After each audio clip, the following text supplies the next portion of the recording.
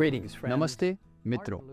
Martin Luther बेशक सभी सुधारकों में सबसे प्रसिद्ध हैं और आज हम इस परमेश्वर के शक्तिशाली इंसान के जीवन और कार्यों पर नज़र डालेंगे जब हम इस पुस्तक के अध्याय 7 लूथर का रोम से अलगाव में मिले हाइलाइट्स की समीक्षा करेंगे।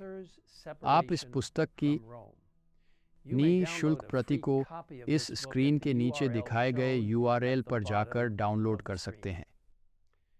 देखो, मार्टिन लूथर एक साधारण किसान परिवार में पैदा हुए थे जो कि 10 नवंबर 1483 को जर्मनी के आइसलेबेन में था। उनके माता पिता हांस और मार्गरेथे लूथर मेहनती और ईश्वर भक्ति वाले लोग थे जो अपने बच्चों की शिक्षा और प्रशिक्षण को महत्व देते थे।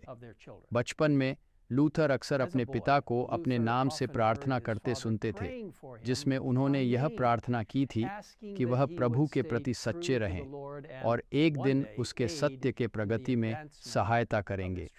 हांस लूथर को कितने अद्भुत रूप से उनकी प्रार्थना का जवाब मिलेगा, उन्हें यह कभी नहीं पता था।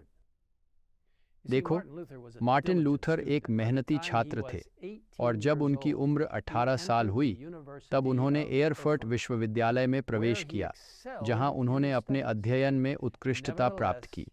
फिर भी उन्हें ईश्वर पर गहरी महसूस होती थी और उन्होंने हर दिन प्रार्थना के साथ शुरू करने नहीं हुई, जबकि उनका मन हमेशा मार्गदर्शन और सहायता के लिए एक अनुरोध कर रहा था। प्रार्थना की महत्वपूर्णता को मानते हुए उन्होंने कहा, अच्छी तरह से प्रार्थना करना अध्ययन का बेहतर आधा है। यूनिवर्सिटी के छात्र होने के दौरान ही लूथर को पहली बार शास्त्रों से परिचित होने का अवसर मिला। एक दिन पुस्तकालय में होते हुए लूथर ने एक लैटिन बाइबल खोजी। उसने ऐसी कोई पहले कभी नहीं देखी थी और उसके अस्तित्व के बारे में भी अनजान था। उसने आराधना सेवाओं के दौरान इंजील और प्रेरितों के कुछ हिस्से सुने थे और सोचा था कि ये पूरी बाइबल है। अब पहली बार उसने पूरी बाइबल को अपने हाथों में पकड़ा। मिश्रित भय और आश्चर्य के साथ उसने पवित्र पन्नों को बदला। तेजी से धड़कते हुए दिल के साथ उसने खुद के लिए जीवन के शब्द पढ़े, कभी कभी ठहराव करते हुए उद्गार करते, हे परमेश्वर, क्या वह मुझे ऐसी एक पुस्तक दे सकते हैं। लूथर के हृदय में ईश्वर के वचन के प्रति प्रेम जला था जो कभी नहीं बुझेगा। फिर भी उन्होंने अभी तक उन पवित्र पृष्ठों में लिखी गई ईश्वरीय कृपा का आश्चर्यजनक अनुभव नहीं किया था और पाप से मुक्त होने और ईश्वर के साथ शांति प्राप्त करने की एक गहन इच्छा के साथ लूथर ने एक आश्रम में प्रवेश करके सन्यासी बनने का निर्णय लिया। हालांकि एक सन्यासी के रूप में मार्टिन लूथर के जीवन में भी ज्यादातर अनुभवों और कठोरताओं के बावजूद उसे वह शांति नहीं मिली जिसकी उसकी आत्मा को बहुत ख्वाहिश थी। तब ने भेजा लूथर के मन को परमेश्वर के वचनों से प्रशांत किया और उसे यह कहा कि वह अपने आप से दूर देखे और अपने पापों के क्षमादाता उद्धारक यीशु की ओर देखे। यह एक सबका था जिसे लूथर कभी नहीं भूला। लूथर को पादरी के रूप में अभिषिक्त किया गया था और उन्हें क्लॉइस्टर से विटेनबर्ग विश्वविद्यालय में प्रोफेसर के रूप में बुलाया गया था। उन्होंने बाइबल पर पाठ पढ़ना शुरू किया, खासकर प्रार्थना पुस्तक, ईसाई धर्म ग्रंथ और प्रेरित लिखितों से। सुनने वाले लोग खुश थे क्योंकि पहली बार उन्हें ईश्वर के वचन से आने वाली सुंदरता का समझ मिल रहा था। इस समय लूथर रोम जा रहे थे, लेकिन उन्हें वहां देखा हुआ चौंका दिया गया। उन्होंने बाद में लिखा, कोई नहीं सोच सकता कि रोम में कौन से पाप और नीच कार्य किए जाते हैं। उन्हें देखने और सुनने के लिए विश्वास करना पड़ता है। उसी समय के आसपास पोप ने एक आदेश जारी किया था जिसमें वादा किया गया था कि उन लोगों के लिए जो उन सीढ़ियों पर घुटनों पर चढ़ जाते हैं, जो कि कहा जाता था कि यह वही सीढ़ियां थीं जिन पर यीशु ने रोमी न्यायालय छोड़ने के बाद उतरे थे, उन्हें पापों के क्षमा की वादा किया गया। लूथर साइट पर गया और जब वह धीरे धीरे सीढ़ियों पर घुटनों पर चलता हुआ था तो उसके दिमाग में रोमियो 1:17 में पाए गए एक वचन की चमक आई। न्यायी अपने विश्वास पर जीवित रहेंगे। घुटनों से उठकर वह शर्म और भय के साथ वहां से भाग गया।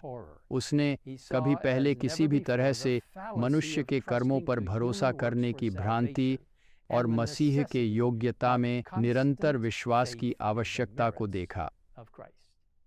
लूथर विटेनबर्ग में वापस लौटे, जहां उन्होंने जल्द ही अपना डॉक्टर ऑफ डिविनिटी डिग्री प्राप्त की। सच्चाई की आग उनके हृदय में जलती हुई उन्होंने एक मुक्तिदाता के प्यार की सच्चाई और क्षमा और शांति को अपने प्रचार में किया, जो उसके प्रायश्चित्र रक्त के माध्यम से होती है।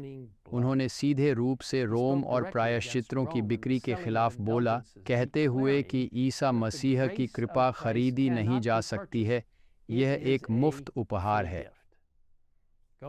और भी आगे बढ़ते हुए 31 अक्टूबर 1517 को, सभी संतों के दिन की रात को, लूथर ने विटेनबर्ग के कैसल चर्च के दरवाजे पर एक कागज पोस्ट किया, जिसमें 95 प्रस्ताव या धारणाओं इंडल्जेंस के सिद्धांत के खिलाफ थे।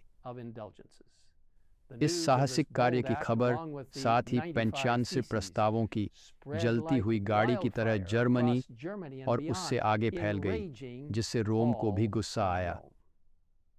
लूथर को अपने खिलाफ खड़ी हुई ताकतों को देखकर तो डर लगा, लेकिन उन्होंने केवल परमेश्वर पर नजर डाली और सीखा कि वह उस सर्वशक्तिमान हाथ पर पूरी सुरक्षा के साथ आश्रित हो सकता है।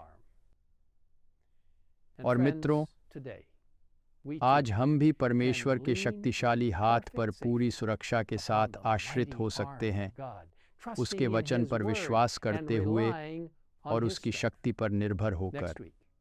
अगले हफ्ते हम मार्टिन लूथर के अद्भुत जीवन और कार्य पर ध्यान केंद्रित करने का कार्य जारी रखेंगे।